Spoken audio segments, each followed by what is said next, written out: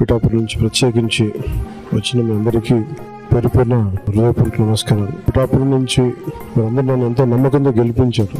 మన పిఠాపురం కావాల్సిన అభివృద్ధి పనులతో పాటు ప్రతి చిన్న సమస్య ఏది ఉన్నా కానీ మన ఇక్కడ దగ్గరను పర్యవేక్షిస్తూ మన డిప్యూటీ సీఎం ఆఫీస్ దగ్గర నుంచి కానీ అక్కడ స్థానికంగా మన ఆఫీస్ దగ్గర నుంచి అన్ని పనులు చేసుకుంటూ వెళ్తారు. ప్రత్యేకించి నా దృష్టికి తీసుకొచ్చారు.